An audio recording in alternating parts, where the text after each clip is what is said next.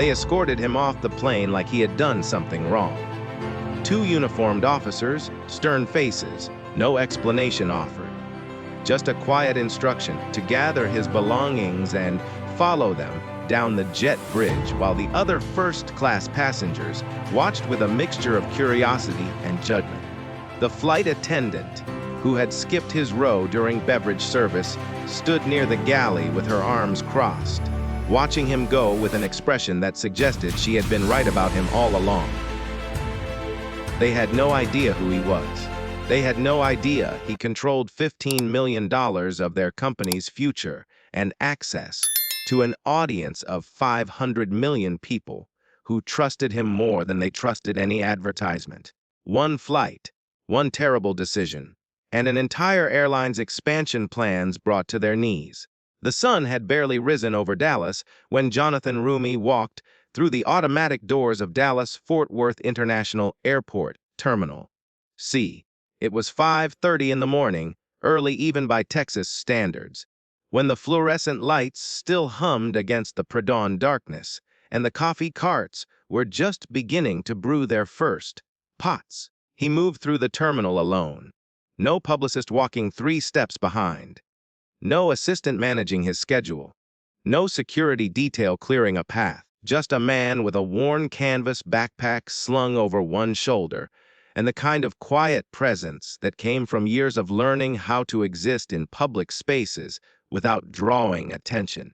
He wore a faded gray hoodie with the sleeves pushed up to his elbows, dark jeans that had seen better days, scuffed brown boots that had walked him through countless airports, film sets, and small-town streets where The Chosen had been shot.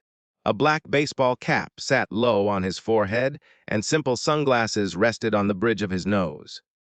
His beard, fuller than it appeared on screen, obscured the familiar lines of his face. It was not really a disguise. It was just him, the version of him that existed when the cameras stopped rolling and the red carpets were rolled away. The boarding pass on his phone displayed his full legal name, not the one that appeared in the credits of the most watched series in streaming history. Just the name his parents had given him, the one that appeared on tax forms and driver's licenses and meant nothing to people who were not looking for it. And, in a world accustomed to seeing him as Jesus of Nazareth, the man who had brought faith to life for hundreds of millions of viewers across the globe, no one thought to look twice at the man standing quietly in line for early morning coffee. He was here because of a decision he had made 3 weeks ago. SkyWing Airlines, a mid-sized carrier based in Atlanta, had approached him with an offer that was hard to ignore. $15 million over 3 years to become their brand ambassador. Not just a face on a billboard. A full partnership, equity in the company, creative control over a campaign they were calling Travel with Faith. The pitch had been compelling. SkyWing wanted to capture the faith-based travel market, a segment that represented more than 70 million Americans and countless more around the world. Families traveling to mission trips, church groups attending conferences, people who wanted to fly with a company that aligned with their values.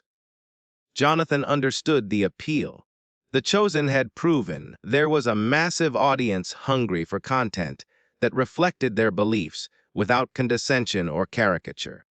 The show had shattered every projection, reaching over 500 million views globally, funded entirely by viewers who believed in the mission.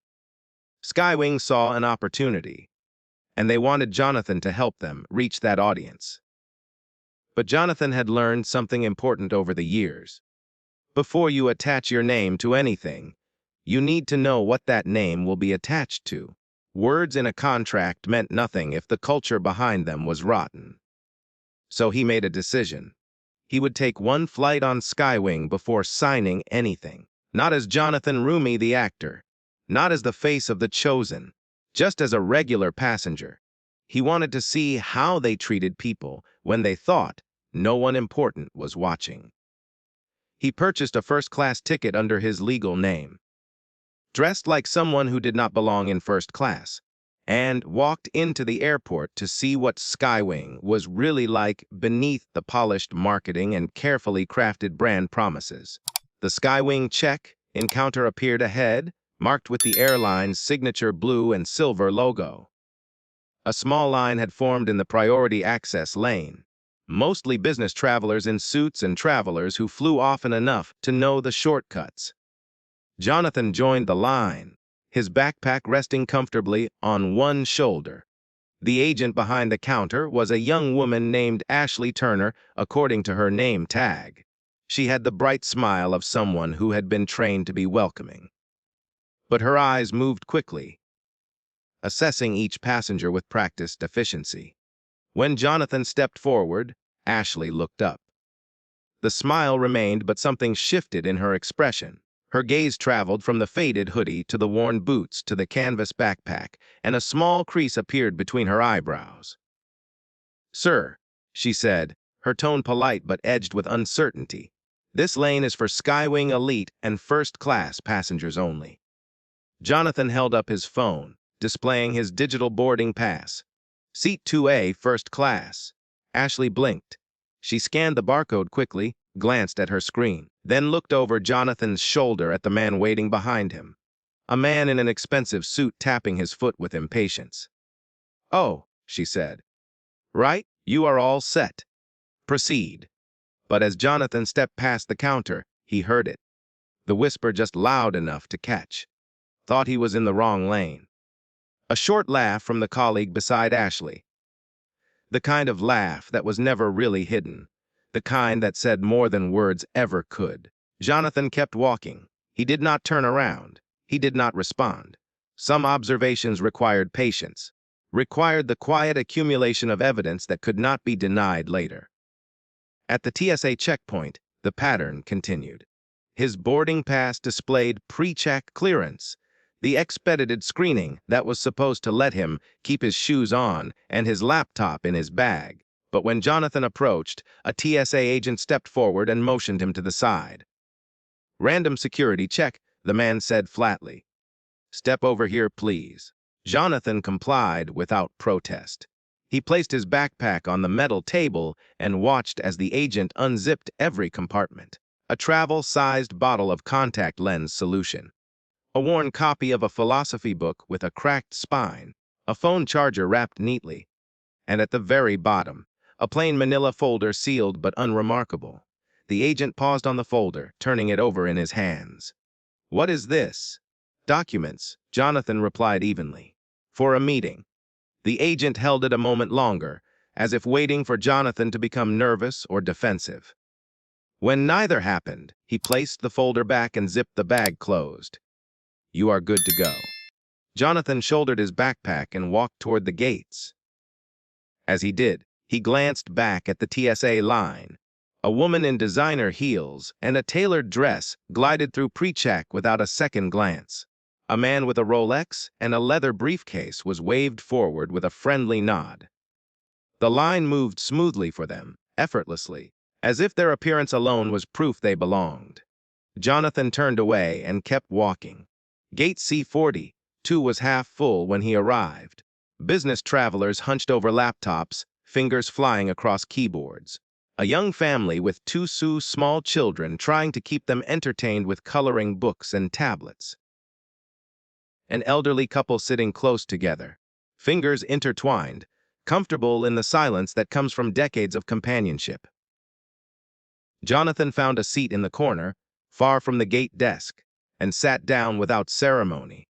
He pulled out his phone, not to scroll through social media, but to review the contract SkyWing had sent him. $15 million.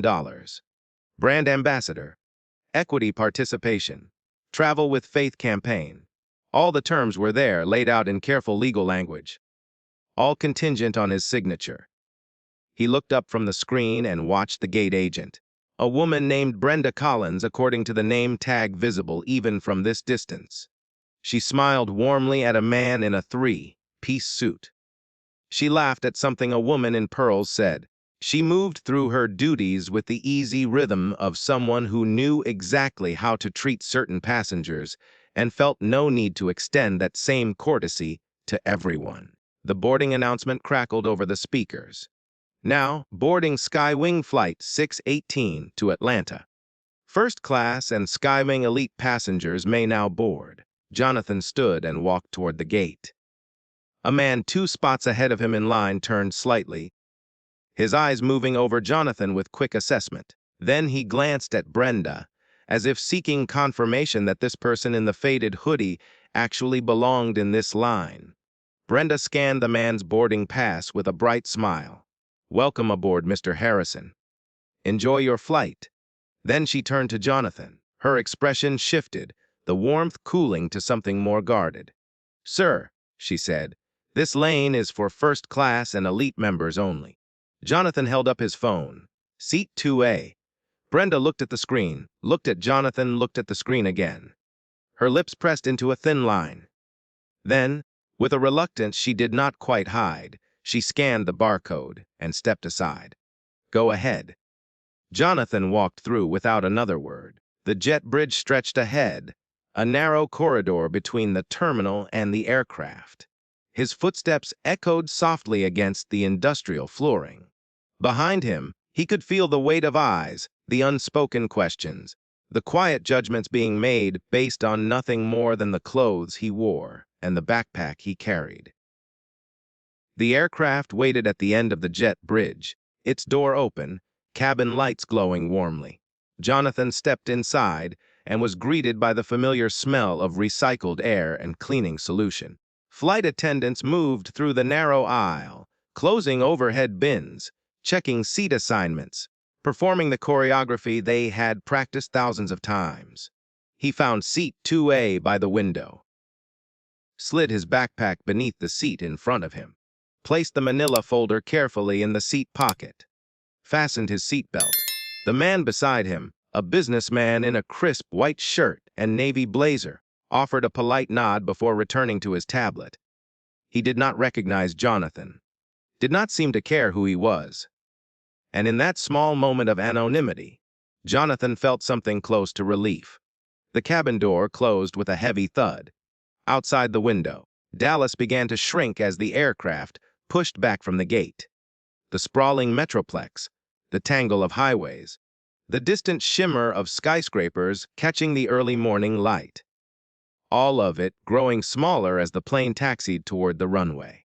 The engines hummed to life, building power, and then, with a surge that pressed Jonathan back into his seat, the aircraft lifted into the sky. The seatbelt sign remained illuminated as the plane climbed through the morning haze. Jonathan watched the ground fall away, the city becoming a patchwork of streets and buildings and green spaces, all of it shrinking into abstraction. Beside him, the businessman was already deep into a spreadsheet on his tablet, earbuds firmly in place.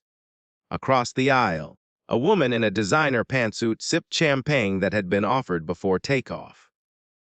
Jonathan noticed she had been offered champagne. He had not. The seatbelt sign chimed off with a familiar sound, and the cabin came to life. Overhead bins clicked open and closed. Passengers adjusted their seats. The flight attendants began preparing for service. Jonathan settled back and waited. He had spent years on film sets learning the value of patience, of watching without judgment, of letting scenes unfold naturally before making any moves. This flight was no different. He would observe. He would note.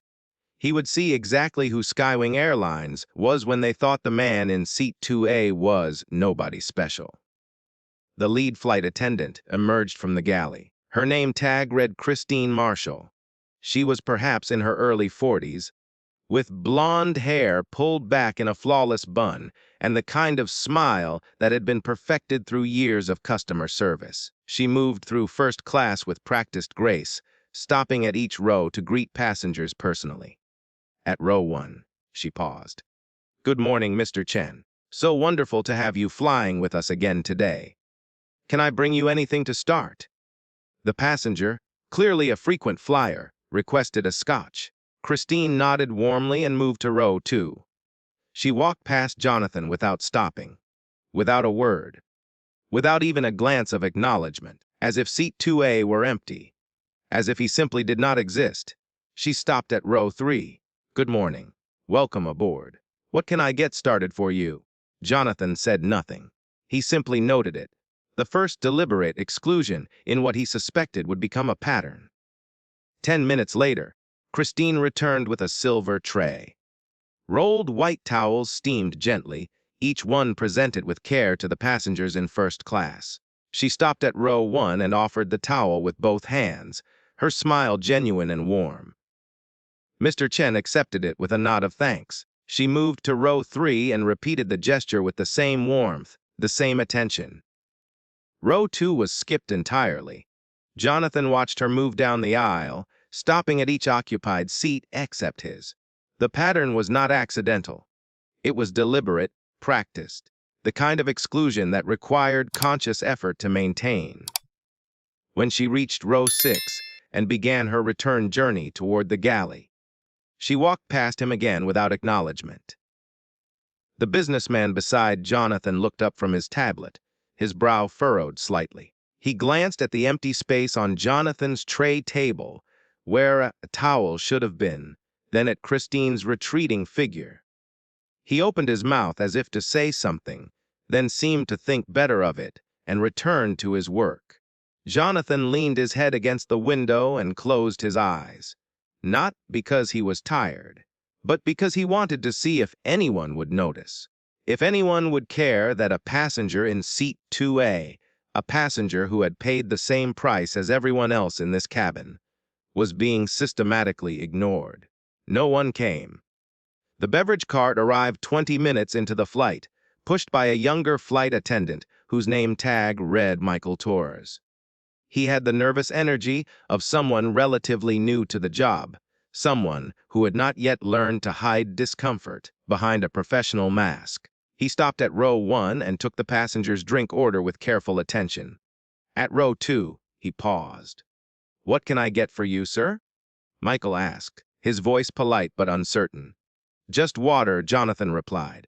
"Still, no ice." Michael nodded and turned to prepare the drink. But before he could pour it, Christine appeared from the galley. She placed a hand on Michael's shoulder and leaned close, whispering something Jonathan could not quite hear. Michael's expression shifted.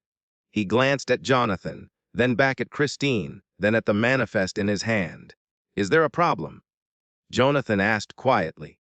Christine stepped forward, her smile tight and professional, in the way that smiles become when they are wielded as weapons, rather than gestures of warmth. "I am sorry, sir," she said, "but complimentary beverage service is limited to passengers with confirmed first-class reservations." Jonathan met her gaze evenly. "I have a confirmed first-class reservation." Seat 2A, Christine's smile did not waver, but something cold flickered behind her eyes. "I will need to verify that with the gate. Your ticket was flagged during boarding for additional confirmation." Jonathan pulled out his phone and opened his boarding pass. The digital ticket clearly displayed his name, his seat assignment, and the first-class designation. He held it toward her without a word. Christine glanced at the screen, then away, as if the evidence before her was somehow insufficient. "I will check with the captain," she said, and walked toward the cockpit. She did not return. Michael stood frozen beside the beverage cart, his hands gripping the handle as if it were the only solid thing in a suddenly unstable world. "I am sorry," he said quietly, his voice barely above a whisper. "I do not know what is happening." "It is not your fault," Jonathan replied. Michael nodded slowly, then moved the cart forward to row 3, where he served drinks with the same careful attention he had shown row 1. Jonathan watched him work, watched the ease with which service flowed to everyone except the man in the faded hoodie sitting by the window. Across the aisle, the woman in the designer pantsuit leaned toward her companion and whispered something. They both glanced at Jonathan, then quickly looked away. The judgment was palpable, hanging in the recycled air like smoke. The meal service began an hour into the flight. The scent of warm bread filled the cabin as metal carts, draped in white cloth, rolled down the aisle. Christine led the service, moving from row to row with menus in hand and that same practiced smile fixed firmly in place. At row 1, she presented the options with theatrical flair. Pan-seared salmon with lemon butter or herb roasted chicken with seasonal vegetables. The passenger chose the salmon. Christine wrote it down with a flourish. At row 3, the same performance. At row 4, identical warmth and attention. At row 2, she walked past without stopping. Jonathan waited. He watched 3 rows ahead of him receive their meal choices, watched the passengers behind him consult their menus. He counted to 30 in his head, giving Christine time to realize her mistake, to turn back, to acknowledge what she had clearly and deliberately chosen not to see. She did not turn back. "Excuse me," Jonathan said, his voice calm but loud enough to carry. "I have not been asked for my meal preference." Christine stopped. She turned slowly, her expression one of carefully constructed surprise. "Oh," she said, tilting her head slightly. "I was not aware you were eligible for meal service." Jonathan kept his voice level. "I am in seat 2A, first class. There is nothing complicated about that." Christine glanced at her manifest, though both of them knew she did not need to. "Pan-seared salmon or herb-roasted chicken?" she asked, her tone flat and stripped of the warmth she had offered every other passenger. "Salmon," Jonathan replied. She wrote it down without acknowledgement and moved on. 30 minutes passed before the tray arrived. When Michael placed it on Jonathan's tray table, Jonathan understood immediately. The salmon was cold. Not room temperature, but genuinely cold, as if it had been pulled from refrigeration and plated without any attempt to warm it. The vegetables were limp and colorless. The bread roll was hard enough that pressing it with a finger left no indentation. Jonathan looked at the meal for a long moment. Then he placed the plastic cover back over the tray and gently pushed it to the edge of the table. He would not eat it, but he would remember it. Every detail would be cataloged, stored, prepared for the moment when evidence would matter more than outrage. The businessman beside him received his chicken 15 minutes later.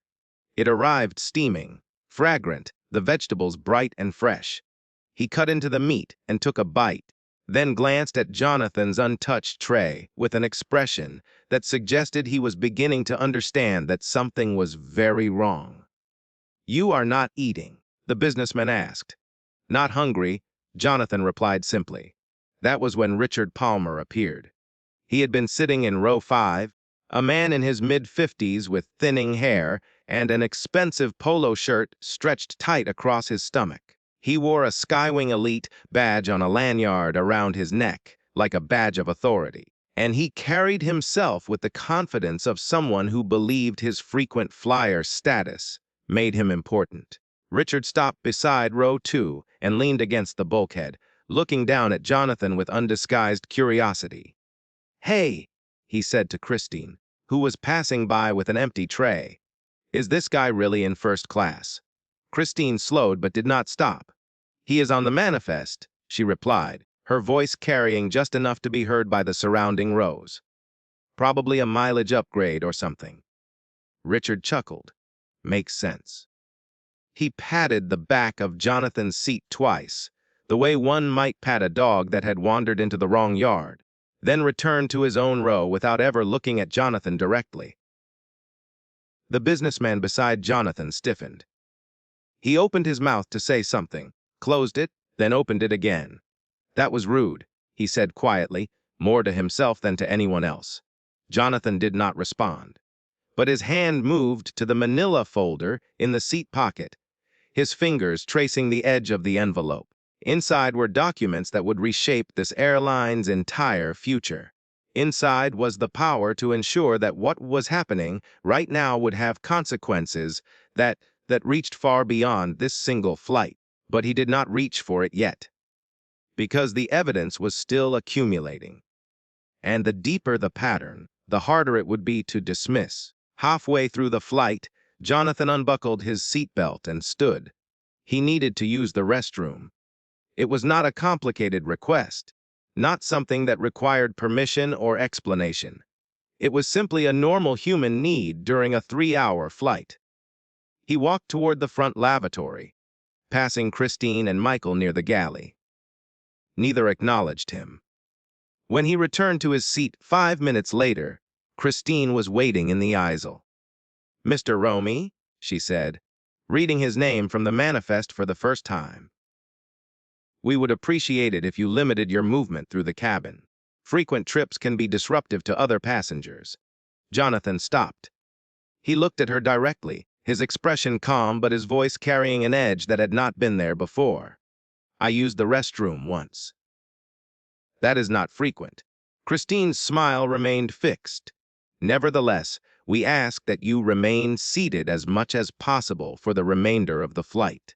"Is there a policy against using the restroom?" Jonathan asked. "There are policies about passenger behavior that could be perceived as disruptive." "Who perceives walking to the restroom as disruptive?" Christine did not answer.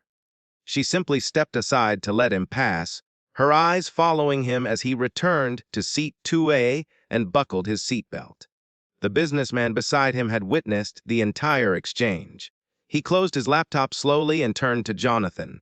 "What the hell is going on?" he asked, his voice low. "I have flown this airline for 10 years, and I have never seen anything like this." Jonathan shook his head slightly. "I think they have decided I do not belong here." "Why?" The businessman looked at Jonathan's clothes, his worn boots, his canvas backpack. Then understanding dawned across his face. "Because of how you look." Jonathan did not answer. He did not need to. The businessman pulled out his phone and began typing. His fingers moved quickly across the screen, his jaw set in a hard line. "I am filing a complaint," he said. "This is discrimination. This is illegal." Jonathan placed a hand on the man's arm gently.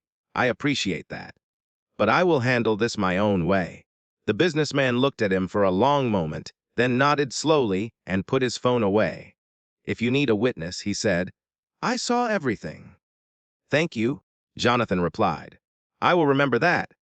As the plane began its descent into Atlanta, the captain's voice came over the intercom with the standard announcements about weather and arrival time.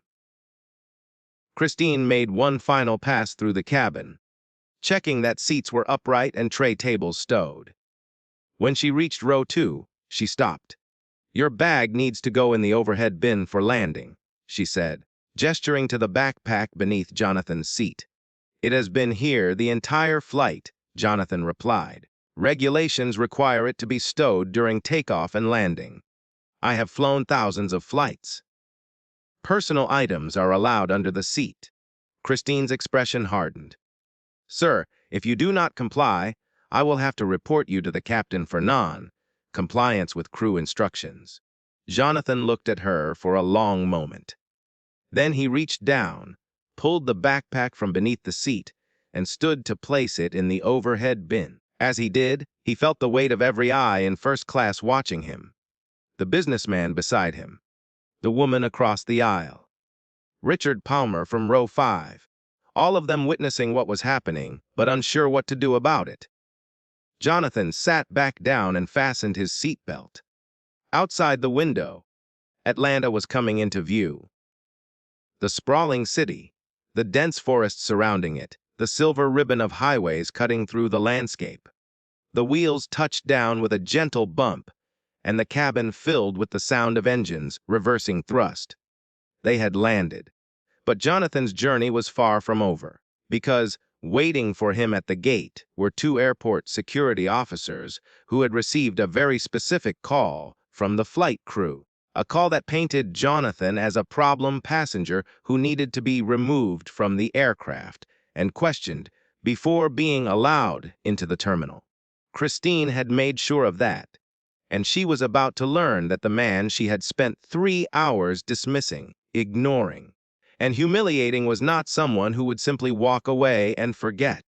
He was someone who had been taking notes, someone who had evidence, and someone who controlled $15 million of SkyWing's future. The seat belt sign chimed off and passengers began standing immediately, reaching for overhead bins with the impatience of people who had somewhere to be. Jonathan remained seated, his hands resting quietly on his knees, watching the controlled chaos unfold around him. The businessman beside him stood and retrieved his carry-on, then paused. "Good luck with whatever happens next," the man said. "And seriously, if you need a statement from me, here is my card."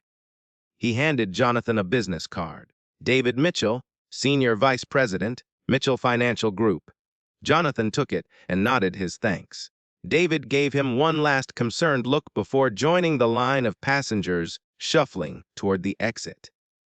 Jonathan waited until most of first class had deplaned. Then, he stood slowly, retrieved his backpack from the overhead bin where Christine had forced him to stow it, and pulled the manila folder from the seat pocket. He tucked it carefully into the outer compartment of his backpack where it would be visible, but not obviously important. As he moved toward the front of the aircraft, he could see Christine standing near the exit door beside the captain. She was speaking into a small radio clipped to her uniform, her voice too low to hear, but her expression focused and determined. When Jonathan reached the doorway, the captain extended his hand to the passengers ahead of him with warm farewells, the practiced ritual of departure. When Jonathan stepped forward, the captain's hand remained at his side. "Safe travels," he said, his voice polite but cooled of any genuine warmth. Jonathan nodded once and stepped into the jet bridge. The familiar tunnel stretched ahead, fluorescent lights humming overhead, the air mechanical and filtered. His footsteps echoed against the industrial flooring as he walked toward the terminal, his pace steady and unhurried. He had taken perhaps 20 steps when they appeared. Two figures in dark blue uniforms stepped out from a side door marked "Authorized Personnel Only." They wore badges that identified them as Atlanta Airport Security, silver shields polished to a shine. The woman was tall with short brown hair pulled back severely, her expression professionally neutral. Her name tag read Officer Davis. The man beside her was younger, perhaps late 20s, with the rigid posture of someone who had learned authority from a manual rather than from experience. His tag said Officer Morrison. "Mr. Roumie," Officer Davis said, her voice carrying the practiced calm of someone trained to de-escalate situations before they became problems. "We need you to come with us to verify some information regarding your flight." Jonathan stopped. He looked at her, then at her partner, then back at her. "Is there a problem with my travel documents? We have received a report from the flight crew regarding irregularities with your reservation and concerns about your conduct during the flight. This is standard verification procedure." Jonathan studied her face. It was carefully blank, revealing nothing. But beneath the professional neutrality, he could see something else. Discomfort, maybe, or perhaps the quiet awareness that she was being asked to do something that did not sit quite right. "A report," Jonathan repeated. "From whom?" "I am not at liberty to discuss the details, sir. If you would come with us, we can sort this out quickly and you will be on your way." Jonathan glanced back toward the aircraft. Through the jet bridge window, he could see Christine still standing at the door, watching.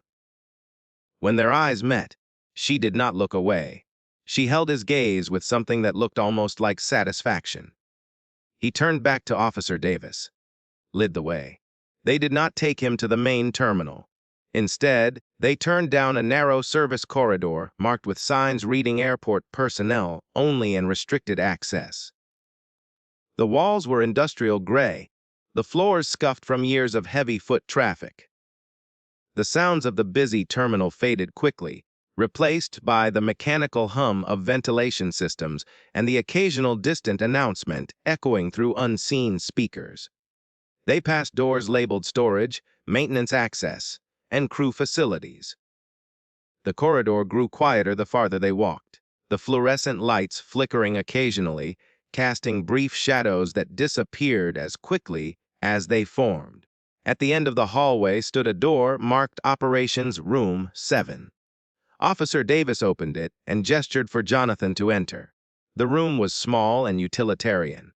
A metal desk sat in the center, its surface cluttered with papers, a computer monitor, and a phone with multiple lines. Two plastic chairs faced the desk, the kind designed for temporary use rather than comfort. A single window on the far wall looked out onto a service corridor where baggage carts and fuel trucks moved in constant motion.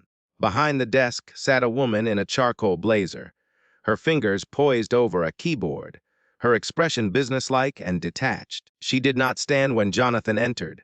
She did not smile. "Mr. Roumie," she said, her voice crisp and professional. "I am Patricia Henley, Operations Supervisor for SkyWing Airlines. Please have a seat." Jonathan sat in the chair across from her.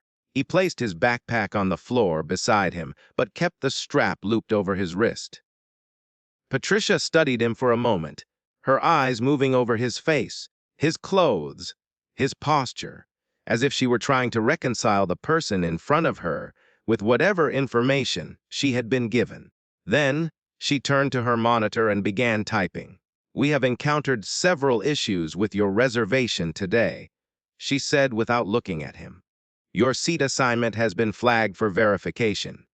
There appears to be a discrepancy in how your ticket was processed." Jonathan kept his voice even. "I purchased a first-class ticket through your website 3 weeks ago. I have the confirmation email and the receipt." Patricia continued typing. "Your payment method has been flagged by our fraud prevention system. Certain purchasing patterns trigger additional security protocols." "What pattern would that be?" She finally looked at him. "Tickets purchased through VPN services or with payment methods that obscure the buyer's identity are often associated with fraudulent bookings." "I used a standard credit card," Jonathan said. "There was no VPN involved." Patricia tapped a key and a file appeared on her screen. She turned the monitor slightly so Jonathan could see it. "According to our records, the payment originated from a masked IP address, and the billing information could not be fully verified at the time of purchase." Jonathan leaned forward slightly. "That is not possible. I made the purchase from my home computer using my personal credit card with my name and address. Whatever your system says is either a technical error or something else entirely." Patricia's expression did not change, but something flickered behind her eyes. Uncertainty, perhaps, or the realization that the narrative she had been given might not be as solid as she had believed. She reached for a folder on her desk and opened it. "In addition to the ticket irregularity, we have received a detailed report from the flight crew regarding your behavior during the flight." She began reading aloud, her voice flat and bureaucratic. "Refused to comply with crew instructions regarding seat assignment during flight. Made multiple unauthorized movements through the cabin during stable flight phase. Displayed confrontational attitude toward crew members when questioned. Refused to properly stow personal items during landing procedures. Caused disruption to surrounding passengers." Jonathan listened without interrupting. When she finished, he spoke calmly and clearly. "I used the restroom once during a 3-hour flight. That is not multiple unauthorized movements. I questioned why I was being denied beverage service that is included with first-class tickets. That is not confrontational. I was forced to move my bag to the overhead bin despite it being safely stowed under the seat where it had been for the entire flight. That is not refusal to comply." Patricia closed the folder. "These are the observations documented by the flight crew, Mr. Roumie. They are trained professionals following established protocols." "Then, I would like to see the cabin footage," Jonathan said.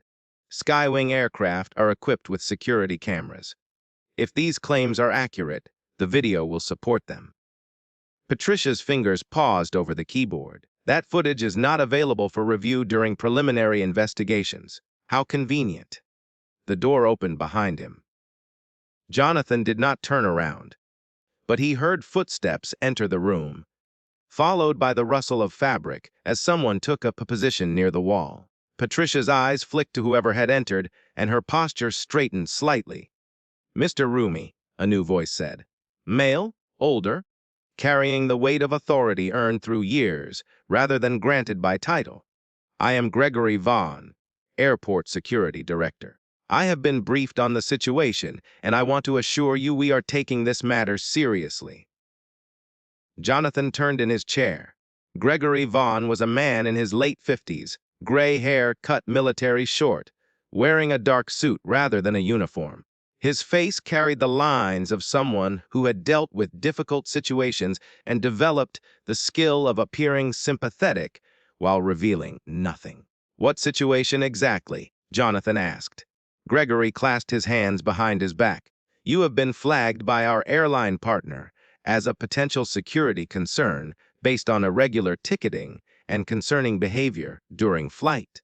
We have protocols for these situations, and those protocols include detaining a passenger who has done nothing wrong. They include verification," Gregory said smoothly. "Once we confirm there are no issues, you will be free to go." There was a knock on the door. Officer Morrison opened it and stepped out briefly. Jonathan heard voices in the hallway, though the words were indistinct. When Morrison returned, he was carrying Jonathan's backpack. "Found in the secure area," Morrison said, placing it on Patricia's desk. Zipper was partially open. Jonathan looked at the bag. The zipper was indeed in a different position than he had left it. The outer pocket, where he had placed the manila folder, was slightly ajar. "Who opened my bag?" Jonathan asked, his voice still calm but carrying an edge now. "It was found unsecured in a restricted corridor," Morrison said. "Standard procedure is to check for prohibited items." Jonathan reached for the backpack. Patricia's hand moved toward it as well, but she stopped short of actually touching it. "May I?" Jonathan asked, his tone making it clear it was not really a request. Patricia nodded. Jonathan unzipped the main compartment. His book was still there, the contact lens solution untouched. But the manila folder had been moved. He pulled it out and opened it carefully. The documents inside were intact, but one of the pages, a letter on official Angel Studios letterhead, had been folded carelessly, a crease running across the signature at the bottom where no crease should be. "This folder was sealed when I boarded," Jonathan said quietly. "Someone opened it and went through my personal documents without my permission." "As I said," Morrison began, "it was found in a restricted area." "It was in my backpack under my seat," Jonathan interrupted. "It did not fall anywhere. It was taken from the aircraft after I was removed and searched without my consent." The room went silent. Patricia and Gregory exchanged a glance. Morrison shifted his weight uncomfortably. Jonathan carefully placed the documents back in the folder and set it on the desk between himself and Patricia. Then he pulled out his phone and unlocked it with his fingerprint. He opened an app that looked like a standard email client, but was actually something else entirely, a secure portal connected to Angel Studios' legal and business operations team. He typed a brief message. "Detained at Atlanta Airport by SkyWing Security. Documents searched without consent. Need verification of identity and business relationship." He hit send and placed the phone face down on the desk. "Mr. Roumie," Patricia said, her voice shifting slightly, becoming less certain. "If there has been a misunderstanding, we can certainly address that. But we are simply following the protocols put in place for passenger safety." "Passenger safety," Jonathan repeated. "Is that what you call it when you detain someone because the flight crew decided they did not look like they belonged in first class?" Patricia opened her mouth to respond, but before she could speak, the phone on her desk rang. She glanced at the caller ID and her expression changed. The color drained slightly from her face. She picked up the receiver. "Yes," she said. "Yes, he is here. I understand." Right away, she placed the phone down with a hand that was not quite steady. "Mr. Roumie," she said, her entire demeanor transformed. "There appears to have been a significant miscommunication. You are free to go. We can arrange an escort to our executive lounge if you would like." Jonathan shook his head slowly. "I want to speak with whoever is in charge of SkyWing operations at this airport. Not a supervisor, not a security director. Whoever makes the actual decisions." Patricia swallowed hard. "I will arrange that immediately." 5 minutes later, Jonathan was escorted to the top floor of the airport terminal. The executive conference room was everything the operations room had not been. Floor-to-ceiling windows overlooked the runways where aircraft took off and landed in steady rhythm. The furniture was leather and polished wood. A crystal water pitcher sat on the conference table, surrounded by expensive glasses. Everything designed to project success and authority. 3 people waited inside. At the head of the table sat Robert Chen, Regional Vice President of SkyWing Airlines.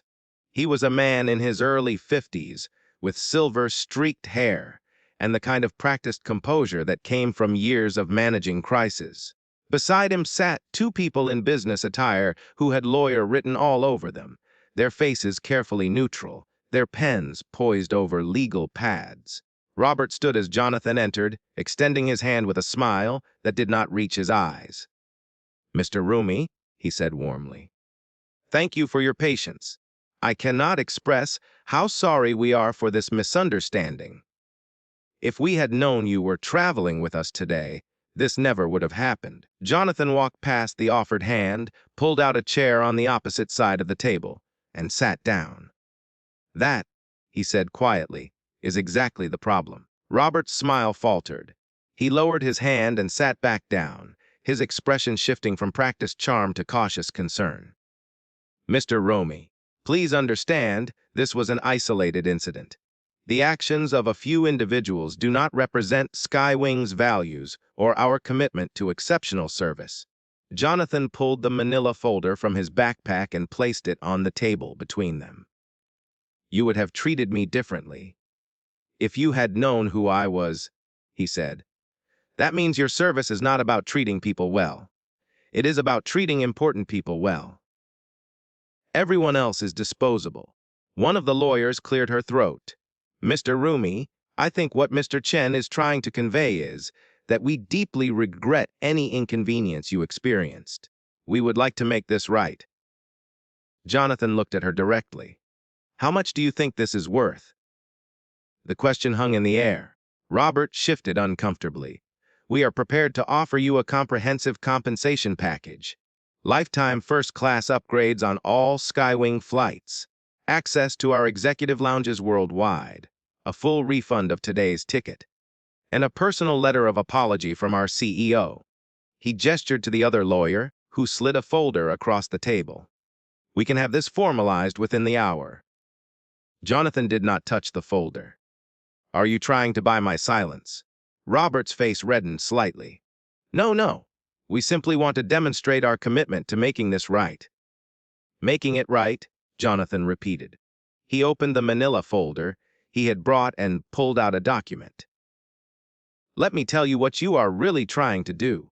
You are trying to make sure I do not tell 500 million people what happened on Flight 618 today." The room went still. Robert leaned forward slightly. "I am sorry, what?" Jonathan slid the document across the table. It was a contract proposal from SkyWing Airlines to Jonathan Roumie, dated 3 weeks earlier. $15 million over 3 years. Brand ambassador for the Travel with Faith campaign. Equity participation. Creative control. 3 weeks ago, Jonathan said, your marketing department sent me this offer. They wanted me to be the face of SkyWing's new initiative to capture the faith-based travel market. 70 million American travelers who want to fly with a company that shares their values. Robert picked up the document, his hands trembling slightly as he scanned the pages. The lawyers exchanged worried glances. "The Chosen has been viewed over 500 million times globally," Jonathan continued. "Our audience is exactly the demographic you want to reach. Families, church groups, mission travelers, people who make decisions based not just on price but on principle." He paused, letting that sink in. "Your marketing team understood that. They knew that if I endorsed SkyWing, millions of people would trust that endorsement because they trust me. They trust that I would not attach my name to something that did not deserve it." Robert set the document down carefully. "Mr. Roumie, I assure you we had no idea you were evaluating our services today." "I know," Jonathan said. That was the point. I wanted to see what SkyWing was really like when you thought I was nobody. I wanted to see how you treated passengers who could not leverage fame or money or connections. I wanted to know if the company asking me to represent them actually lived up to the values they claimed to hold. And what did you find? One of the lawyers asked quietly. Jonathan pulled out his phone and opened the notes he had been keeping throughout the flight. I was questioned at check in about whether I belonged in the first-class lane. I was pulled aside for additional security screening despite having pre-check clearance. I was ignored during towel service. I was denied beverage service and told it was not included with my ticket. I was served cold food that arrived 30 minutes after everyone else received theirs.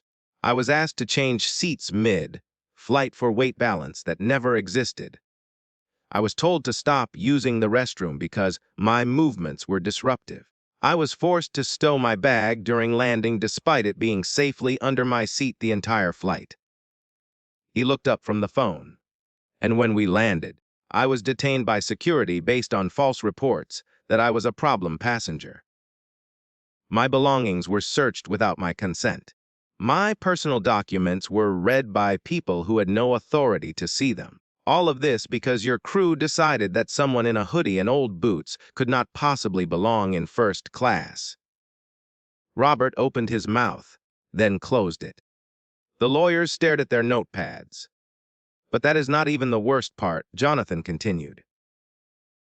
The worst part is that this happens to people every single day. People who do not have a $15 million contract waiting for them. People who do not have a platform to speak from. People who just have to swallow the humiliation and move on because they have no power to fight back. He leaned forward. So when you say you want to make this right, what you really mean is you want to make sure I do not tell this story. You want to make sure your Travel with Faith campaign can move forward. You want to make sure those 70 million potential customers never find out what happened when one of your flight attendants decided that a man in worn clothes was not worthy of basic respect. The silence in the room was absolute. Through the windows, a plane lifted into the sky, its engines a distant roar. "Mr. Roumie," Robert said carefully. "What do you want?" Jonathan closed his phone and set it on the table. "I want you to understand something. I do not need your money. I do not need lifetime upgrades or lounge access or apology letters.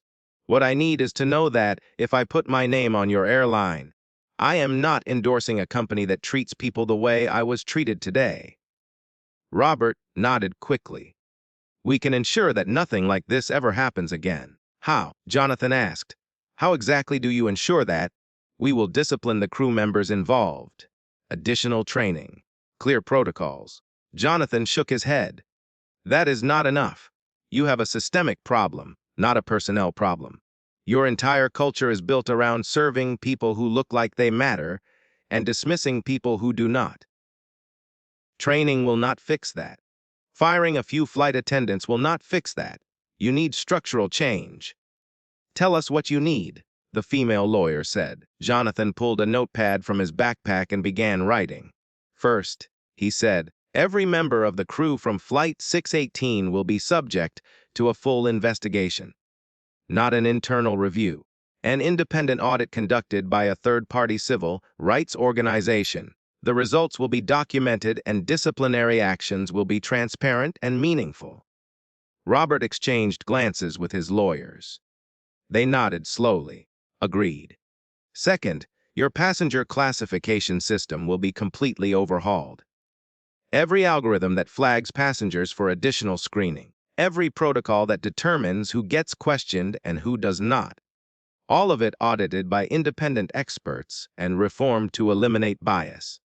"That will take months," Robert said. "Then take months," Jonathan replied. "This contract is not going anywhere until you do."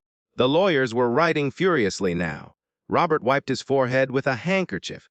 "What else?" "Third, SkyWing will publish a transparency report detailing every discrimination complaint received over the past 5 years. Not summaries. Full documentation with identifying information redacted, but circumstances preserved.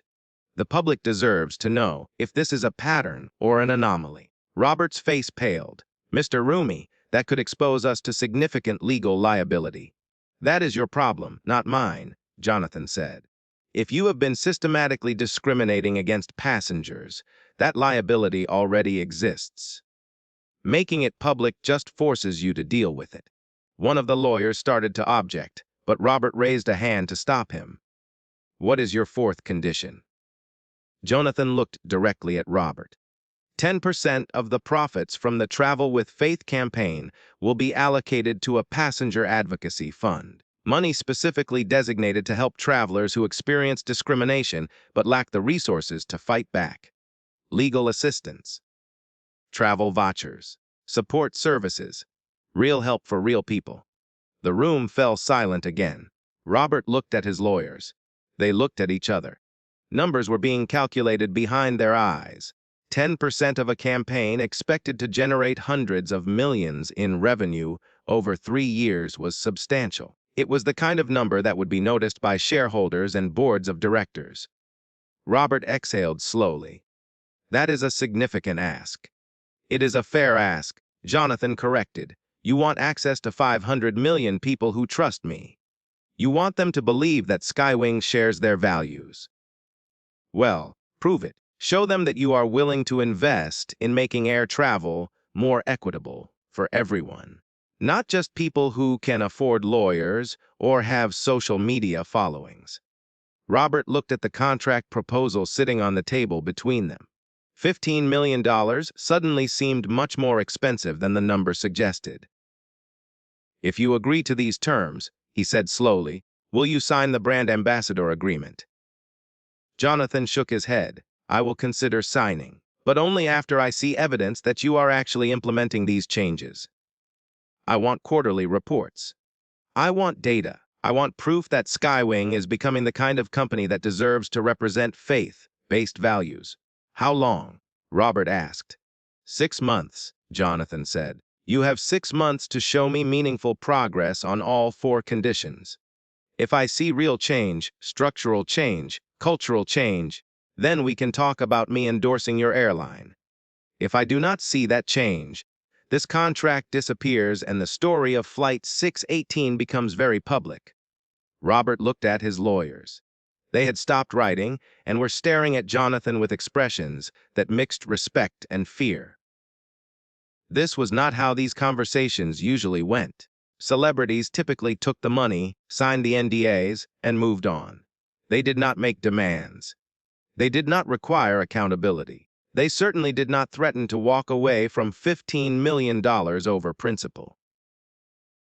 But Jonathan was not like most celebrities. He had built his career on a show that millions of people watched because it treated faith seriously, because it depicted Jesus as someone who cared about the marginalized and the overlooked. To take this contract without demanding change would be to betray everything his audience believed he stood for. And that was worth more than any amount of money. Robert stood slowly. He walked to the window and looked out at the runways. A SkyWing plane was taxiing toward takeoff, its blue and silver livery gleaming in the afternoon sun. Somewhere on that plane were passengers who would be treated well and passengers who would be ignored. Passengers who would be served with warmth and passengers who would be dismissed with contempt. The system that allowed that to happen was deeply embedded in the airline's culture. Changing it would be expensive, time-consuming, and difficult. But losing access to 70 million faith-based travelers would be worse. Robert turned back to face Jonathan. You have a deal, he said. 6 months. Full implementation of all 4 conditions. Quarterly progress reports delivered to you personally. And if we meet your standards, you will seriously consider signing. Jonathan stood and extended his hand. When you meet my standards, we will talk. They shook hands. The lawyers immediately began gathering papers, already planning the emergency meetings that would need to happen, the policies that would need to be written, the audits that would need to be scheduled. Robert's phone was already buzzing with messages from executives who had been briefed on the situation and were frantically trying to understand how a simple brand ambassador deal had turned into a corporate overhaul. Jonathan picked up his backpack and the manila folder. As he turned to leave, Robert called after him. "Mr. Roumie, may I ask you something?" Jonathan paused at the door. "Why did you really do this?" Robert asked. "You could have just declined the contract and walked away. Why put yourself through that flight? Why give us a chance to fix this?" "Because," Jonathan said quietly, "I spent 7 years playing someone who cared about the people everyone else ignored. Someone who saw dignity in people that society had written off. Someone who challenged systems that protected the powerful and crushed the vulnerable. If I am going to spend the rest of my life being associated with that character, I need to actually live those values. Not just perform them." He opened the door. "6 months," he said. "Show me SkyWing can change. Show me you can be the airline you claim you want to be. Show me that today meant something." Then he walked out, leaving Robert standing in the executive conference room, surrounded by expensive furniture and floor, to ceiling windows and the dawning realization that his airline had just been given a gift they did not deserve.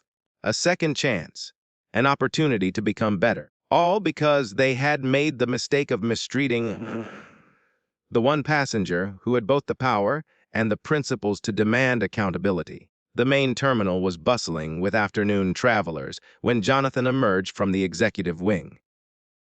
Families reuniting at baggage claim. Business people rushing toward their connections. The ordinary chaos of an airport in full operation. His phone buzzed in his pocket. 3 missed calls from his agent. 2 from Angel Studios. 5 text messages marked urgent. He silenced the phone and kept walking. Near the center of the concourse, he spotted a small coffee stand. Nothing fancy, just a counter with an espresso machine and a few pastries under glass. The kind of place most people walked past without noticing. Jonathan approached the counter. The barista was a young man with tired eyes and a genuine smile, the kind that had not yet been trained out of him by years of customer service. "Espresso, please," Jonathan said. The barista nodded and began preparing the drink. He did not recognize Jonathan, did not glance twice at the faded hoodie or worn boots. To him, Jonathan was just another customer, just another person passing through. Jonathan paid in cash, took the small cup, and found a seat at a nearby table. He sat down in the plastic chair and took a sip of the espresso, letting the bitter warmth settle his thoughts. For a moment, he was just a man in an airport drinking coffee. Anonymous. Unremarkable. Exactly the way he had been treated on Flight 618, except this time by choice rather than by judgment. But he knew the anonymity would not last. In 6 months, maybe sooner, the world would learn what had happened today. SkyWing would either prove they could change, or they would prove they could not. Either way, the story would come out. And when it did, it would reach millions of people who had experienced the same casual cruelty, the same quiet erasure, the same message that they did not quite belong. Jonathan finished his espresso and threw the cup away. Then he walked toward the exit, through the automatic doors, and into the Atlanta afternoon where a car was waiting to take him home. 3 days later, the first email arrived. It came from an address Jonathan did not recognize, but the subject line was clear enough. SkyWing Flight 6018 Investigation Update. He opened it to find a message from Robert Chen. "Mr. Roumie, per our agreement, I am writing to inform you that we have initiated a full independent investigation into the events of your flight. We have retained Morrison and Associates, a civil rights consulting firm, to conduct the audit. They will have complete access to all flight records, cabin footage, personnel files, and passenger complaint data. Their findings will be delivered to you directly along with our response plan. We are committed to transparency in this process." Jonathan forwarded the email to his lawyer with a simple note. "Make sure Morrison and Associates has a reputation for independence, not whitewashing. The response came back within an hour. They are legitimate. Conducted the audit that led to major reforms at 2 other airlines. If they find problems, they will document them. 2 weeks after that, a FedEx package arrived at Jonathan's home. Inside was a flash drive and a cover letter on Morrison and Associates letterhead. The letter was brief and professional. Mr. Roumie, enclosed, please find the complete findings of our investigation into SkyWing Flight 6018, Dallas to Atlanta, along with supplementary analysis of SkyWing's service patterns over the past 18 months. We have also provided our recommendations for systemic reform. This report has been delivered simultaneously to SkyWing Airlines leadership.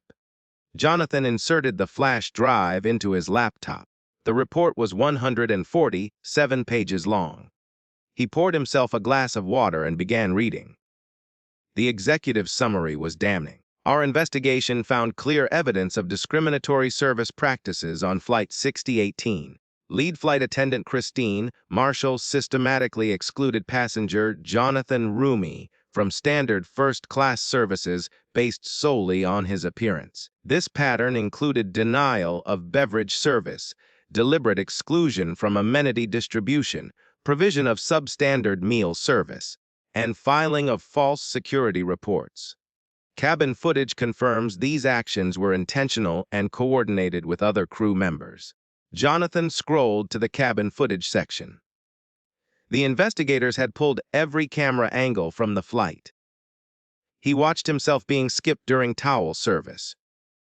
Watched Christine whisper to Michael Torres, who then hesitated before serving him. Watched Richard Palmer from row 5 lean over to make his comment. Watched Christine's subtle smile of agreement. All of it documented. All of it undeniable. But the report did not stop there. It went deeper, analyzing 18 months of SkyWing data. Passengers who booked through discount channels were flagged at 3 times the rate of those who booked directly. Passengers who dressed casually were more likely to be selected for additional verification than those in business attire, even when both held identical ticket classes. Complaints of discriminatory treatment had increased 47% over the past 2 years, with the majority coming from passengers in demographics that did not match SkyWing's target customer profile. The system was not just broken. It was designed to favor certain passengers and filter out others. Jonathan read through the recommendations. Complete overhaul of passenger classification algorithms. Mandatory bias training for all customer-facing staff. Implementation of anonymous feedback systems. Regular audits of service patterns across all routes. Penalties for crew members found to engage in discriminatory practices. And most significantly, a complete restructuring of how SkyWing measured success, moving away from customer satisfaction scores that implicitly rewarded crews for pleasing high-value passengers while ignoring everyone else. The second email from Robert arrived the next day. Mr. Roumie, we have received the Morrison report. I will not insult your intelligence by claiming we were unaware these patterns existed. The data is clear and the recommendations are necessary. We are implementing all of them. I am also writing to inform you of the personnel decisions we have made. Jonathan scrolled down. Christine Marshall has been terminated effective immediately. Her actions violated multiple company policies and federal regulations. Michael Torres has been suspended for 30 days and will undergo remedial training before reinstatement. Gate agent Brenda Collins has been reassigned to non-passenger-facing duties. Security Supervisor Patricia Henley has been placed on administrative leave pending further review. But the email did not stop with individual accountability. Robert had gone further. We are also implementing a complete review of our hiring and training practices. Every flight attendant, gate agent, and customer service representative will be required to complete a 40-hour equity and inclusion program developed by external experts. Those who do not complete it or who fail to demonstrate understanding will not be permitted to work passenger-facing roles. This is not optional. This is now a condition of employment. Jonathan sat back in his chair. It was a start, a real start. But he wanted to see if the changes would stick. Over the next 4 months, the updates came regularly. Month 1, SkyWing fired its head of customer experience and hired someone with a background in civil rights law. Month 2, they launched a passenger advocacy hotline staffed 24 hours a day for travelers to report unfair treatment without fear of retaliation. Month 3, they published the transparency report Jonathan had demanded, all 893 discrimination complaints from the past 5 years, circumstances detailed and patterns analyzed. The media noticed. Aviation industry publications ran stories about SkyWing's sweeping reforms. Some praised the airline for taking accountability. Others questioned whether it was genuine change or just damage control. The chosen fans began asking questions on social media. Why was SkyWing suddenly reforming everything? What had happened to trigger this? Jonathan stayed silent. He had given his word that he would not go public until he had seen evidence of real change. And he was not yet convinced. The 5th month brought the most significant update. Robert sent a video file along with his usual written report. "Mr. Roumie, I want you to see something." Jonathan opened the video. It showed a SkyWing training facility in Atlanta. Rows of flight attendants and gate agents sat in a classroom watching a presentation. On the screen at the front of the room was footage from Flight 618. Jonathan watched himself being skipped during service, watched the cold meal being delivered, watched the entire pattern of exclusion play out exactly as he had experienced it. Then the instructor paused the video. "This," she said to the room, "is what discrimination looks like. Not always loud, not always obvious. Sometimes it is just the absence of service, the decision not to see someone, the choice to treat them as less worthy of your time and attention." She let that sit for a moment. The person in this video is Jonathan Roumie. Some of you know that name. Some of you do not. It does not matter. What matters is that he was a passenger with a valid first-class ticket who was treated as if he did not belong. And the only reason was his appearance. The camera panned across the classroom. Some of the flight attendants looked uncomfortable. Some looked genuinely shocked. A few were crying. The instructor continued. "SkyWing has asked Mr. Roumie to be our brand ambassador for a major new campaign. He has not yet agreed, and he will not agree unless we prove to him that we are not the airline shown in this video, that we are better, that we have changed.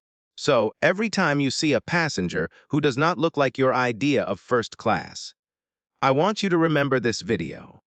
And I want you to ask yourself, are you treating them the way you would want to be treated?" The video ended. Jonathan sat in silence for a long moment. Then he typed a response to Robert. "This is good. Keep going."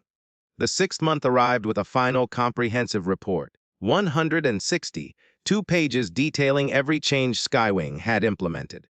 The Passenger Advocacy Fund had been established with an initial allocation of $20 million. 347 staff members had been disciplined for service violations, ranging from mandatory retraining to termination. The passenger classification system had been completely rebuilt, with bias metrics eliminated and regular external audits scheduled. Complaint rates had dropped 32%. Anonymous employee surveys showed cultural change taking root, with 78% of staff reporting they now felt equipped to provide equitable service. And, at the bottom of the report, a personal note from Robert. "Mr. Roumie, I know words are easy and change is hard. I know you have no reason to trust promises from an airline that failed you so completely. But I want you to know that what started as damage control has become something more. You forced us to look at ourselves honestly. You demanded we be better, and in the process, you gave us the opportunity to actually become the airline we always claimed to be. 6 months ago, I would have told you SkyWing valued every passenger. Today, I can show you the systems we have built to make that true. The choice of whether to partner with us is yours. But regardless of your decision, thank you for holding us accountable. Jonathan closed his laptop. 6 months had passed. SkyWing had met every condition he had set. They had investigated. They had disciplined. They had reformed. They had invested money and time and effort into becoming better. The question now was whether Jonathan believed it was real. Whether the changes were permanent or just performance. Whether signing his name to SkyWing would be an endorsement of genuine progress or just another corporate partnership dressed up in the language of values. He picked up his phone and called his agent. "Set up a meeting with Robert Chen," he said. "I want to take another flight." His agent was confused. "Another evaluation flight?" "No," Jonathan said. "A regular flight. I want to book a ticket under my own name this time. First class. Let them know I am coming. And let us see if they treat me any differently than they treat the person sitting in the middle seat of economy." Because that, ultimately, was the test. Not whether SkyWing could treat Jonathan Roumie well when they knew he was worth $15 million, but whether they had actually learned to treat everyone well, regardless of who they were or what they were worth. That was the only change that mattered. That was the only reform that would prove the past 6 months had been more than just damage control. 3 weeks later, Jonathan boarded SkyWing Flight 940, from Los Angeles to Atlanta. This time, he wore nice clothes. This time, he used his full name. This time, everyone knew exactly who he was. The check-in process was smooth, almost theatrical in its efficiency. The gate agent recognized him immediately and upgraded his boarding priority without being asked. A supervisor appeared to personally escort him through security. The TSA agent smiled and waved him through pre-check without a second glance. Everything was exactly what you would expect when an airline knew it was being watched by someone who controlled its future. But Jonathan was not watching how they treated him. He was watching how they treated everyone else. At gate B17, he took a seat in the waiting area and observed. A young woman in scrubs, clearly a healthcare worker coming off a long shift, approached the desk with a question about her seat assignment. The gate agent listened patiently, checked the system, and resolved the issue with genuine courtesy. No eye rolls, no impatience, just professional service. An elderly man using a walker needed assistance boarding early. 2 SkyWing employees appeared immediately, one to help with his bag and another to coordinate with the flight crew. They treated him with dignity, not as an inconvenience. A family with 3 small children, all of them dressed in modest clothes that had seen many washings, checked in for their flight. The agent smiled at the kids, offered them stickers, and processed their boarding passes without any hint of judgment about their appearance or ticket class. Jonathan watched it all. These were not performances for his benefit. These passengers had no idea who he was, and the staff helping them had no reason to believe Jonathan was paying attention. This was simply how they were choosing to work. When boarding began, Jonathan waited until his group was called, then joined the line. He walked onto the aircraft and was greeted by a flight attendant named Marcus Green, whose warm smile seemed genuine rather than rehearsed. "Welcome aboard, Mr. Roumie. We are honored to have you flying with us today." "Thank you," Jonathan replied, and moved toward his seat. As he settled into 2A, the same seat he had occupied 6 months earlier, he felt a strange sense of déjà vu. The cabin looked identical.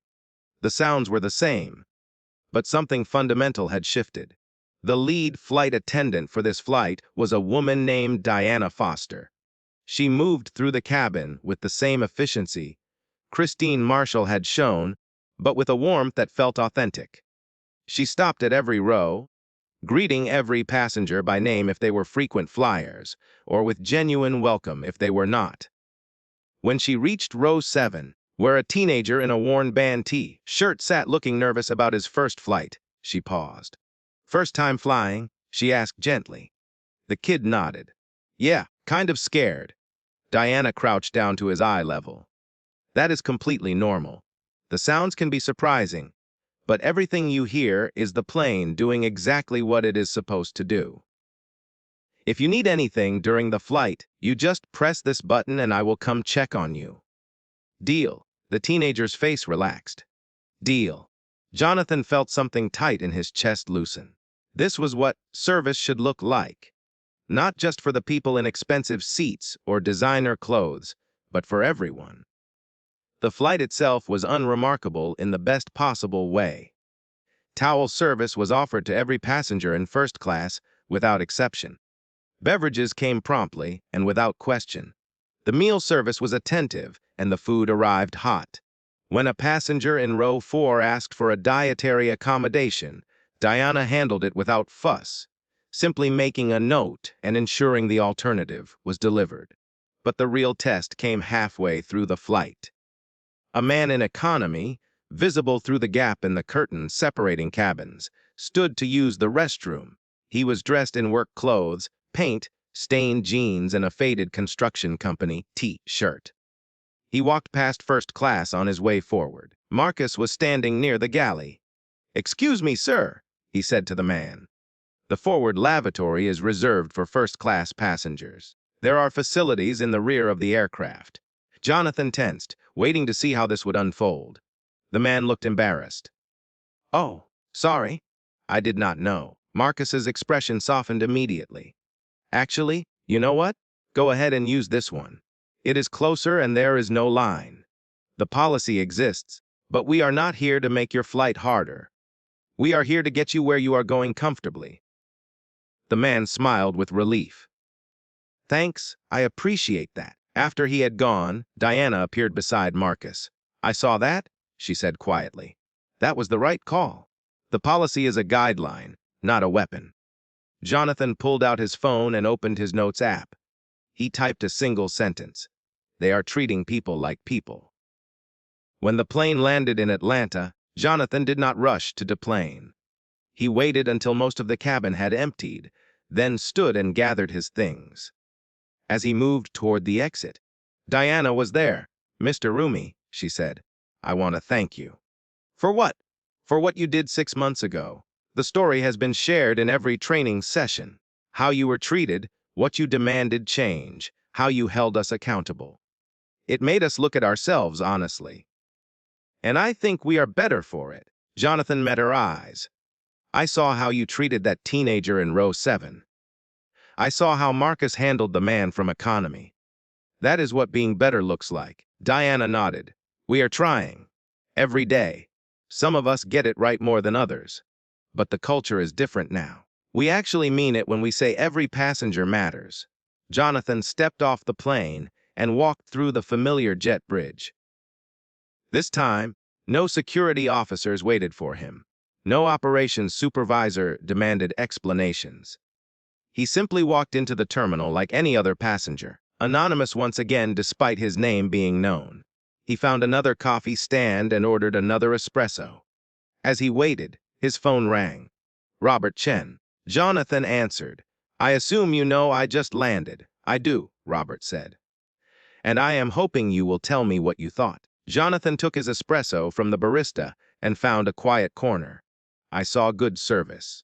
I saw staff treating passengers with respect regardless of class or appearance. I saw policies being applied with humanity rather than rigidity." Robert's relief was audible. "So you will sign." Jonathan took a sip of coffee.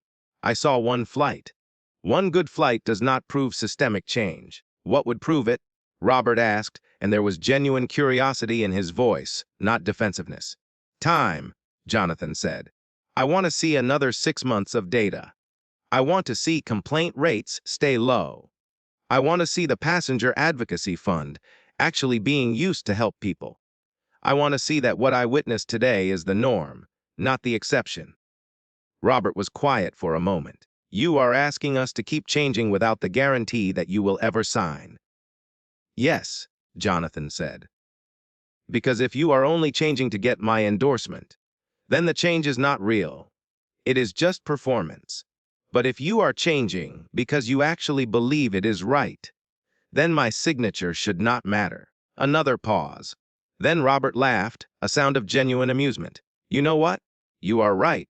Absolutely right. We should be doing this because it is who we want to be, not because of what we can get from you.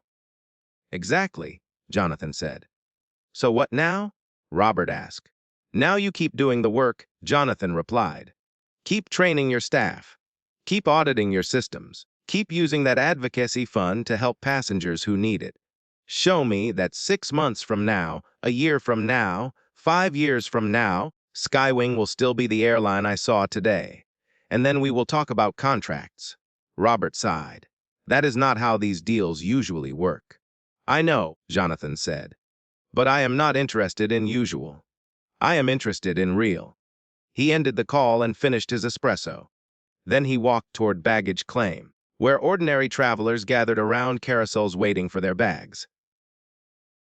He stood among them, just another person at the end of a journey, and thought about what had changed and what still needed to change.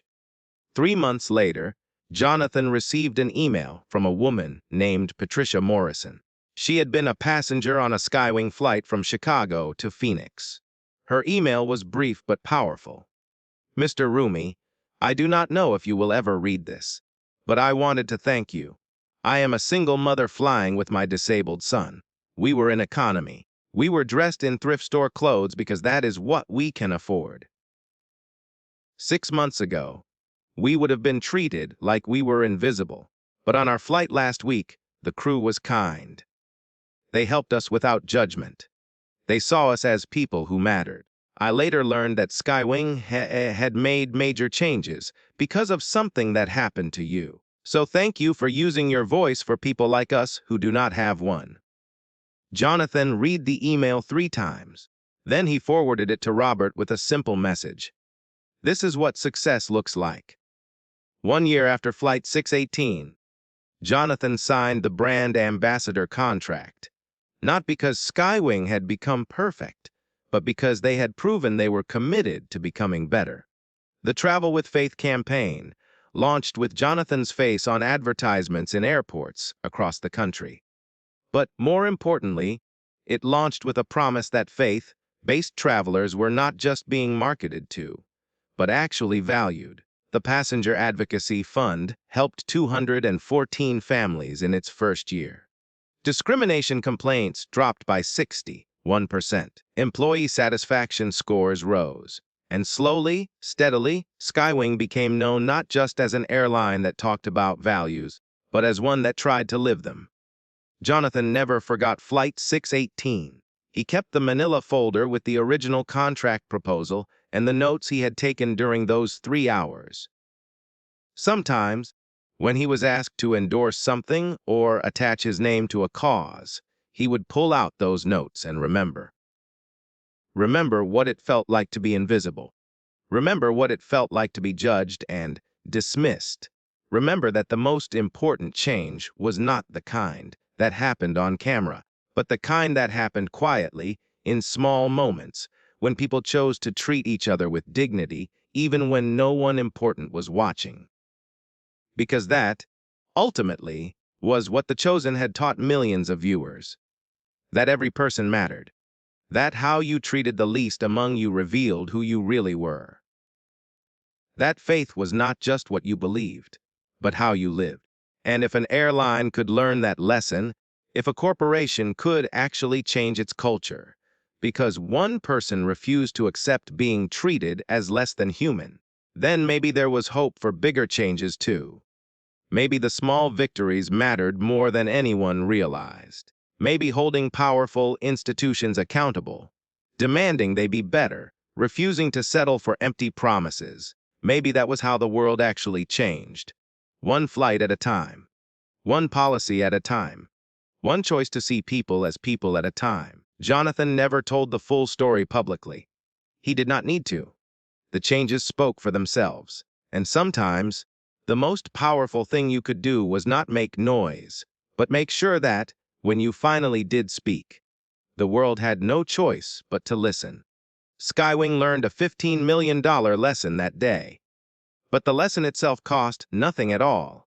It had always been free. They just had not been willing to learn it until someone forced them to see what they had been refusing to see all along.